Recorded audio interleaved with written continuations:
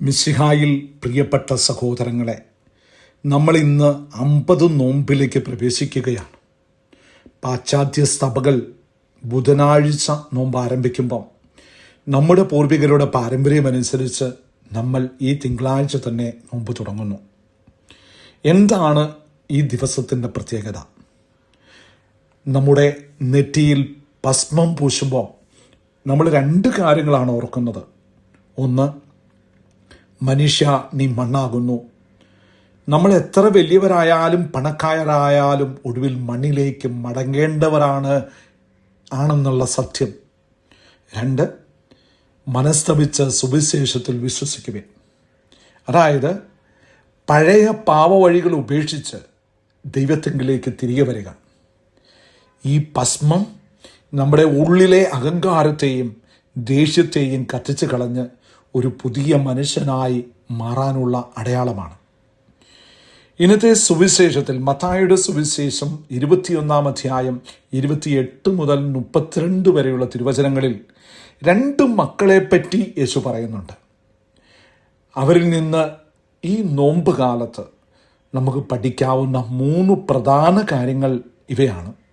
ഒന്ന്, വെറും പറച്ചിലല്ല, പ്രവൃത്തിയാണ് പ്രധാനം. Action or empty verse.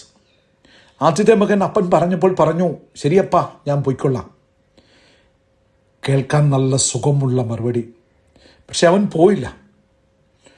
നമ്മളും പലപ്പോഴും ഇങ്ങനെയാണ്. പള്ളിയിൽ വരുമ്പോഴും പ്രാർത്ഥിക്കുമ്പോഴും ദൈവമേ ഞാൻ അങ്ങേ സ്നേഹിക്കുന്നു, ഞാൻ നല്ലവനാകാം എന്നൊക്കെ വാക്ക് കൊടുക്കും. പക്ഷേ പള്ളിക്ക് പുറത്തിറങ്ങിയാൽ ആ വാക്ക് നമ്മൾ മറന്നുപോകും. ഈ നോമ്പുകാലം വെറും വാക്കുകളുടേതാകരുത്.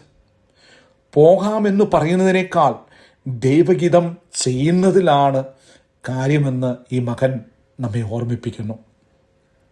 2ാമത്തെ കാര്യം, തെറ്റ് തിരുത്താനായിട്ടുള്ള മനസ്സ്. The courage to repent. 2ാമത്തെ മകൻ ആദ്യം പറഞ്ഞത് ഞാൻ പോകില്ല എന്നാണ്. അപ്പനോട് അവൻ അനുസരണക്കേട് കാണിച്ചു. പക്ഷെ കുറച്ചു കഴിഞ്ഞപ്പോൾ അവന് മനസ്താപം തോന്നി. അവൻ ജോലിക്ക് പോയി. നമ്മളിൽ പലരും ദൈവത്തോട് ഇല്ല എന്ന് പറഞ്ഞവരാണ്. പാവം വഴിയും സ്വഭാവദൂഷ്യങ്ങൾ വഴിയും ദൈവത്തിൽ നിന്ന് അകന്നു പോയവരാണ്. എന്നാൽ ഈ വിഭൂതി തിങ്കൾ നമുക്ക് തരുന്നത് ഒരു 2ാമത്തെ അവസരമാണ്. ആ മകനെ പോലെ എനിക്ക് തെറ്റുപറ്റി, എനിക്ക് മാറണമെന്ന് വിചാരിച്ച് തിരികെ നടക്കാൻ നമുക്ക് സാധിക്കണം.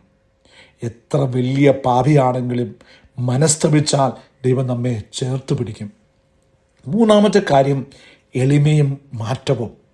Humility leads to change. യേശു പറയുന്നത് നമ്മളെക്കാൾ മുമ്പേ ചുങ്കക്കാരും പാപികളും ദൈവരാജ്യത്തിൽ കടക്കുമെന്നാണ്. കാരണം അവർ തങ്ങൾ പാപികളാണെന്ന് സമ്മതിച്ചു, പിന്നീട് മാറി.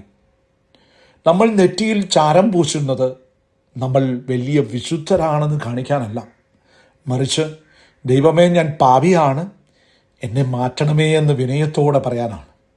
ഈ 50 ദിവസം നമ്മുടെ അഹങ്കാരം വെടിഞ്ഞ് മറ്റുള്ളവരെ സ്നേഹിക്കാനും ക്ഷമിക്കാനും നമുക്ക് സാധിക്കണം. ഉള്ളിൽ മാറ്റമില്ലാത്ത നോമ്പ് വെറും പട്ടിണി കിടക്കൽ മാത്രമായി പോകും. അതുകൊണ്ട് പ്രിയപ്പെട്ടവരെ, ഈ നോമ്പുകാലം നമുക്ക് വെറുമൊരു ആചാരമാകരുത്. ആ 2ാമത്തെ മകനെ പോലെ നമ്മുടെ വാശികളും പാപങ്ങളുമൊക്കെ ഉപേക്ഷിച്ച് ദൈവത്തിൻ്റെ മുന്തിരിത്തോട്ടത്തിലേക്ക്, അതായത് സ്നേഹത്തിൻ്റെയും സേവനത്തിൻ്റെയും പാതയിലേക്ക് നമുക്ക് സന്തോഷത്തോടെ ഇറങ്ങിത്തിരിക്കാം. ദൈവം നമ്മെ ഓരോരുത്തരെയും സമൃദ്ധമായി അനുഗ്രഹിക്കട്ടെ.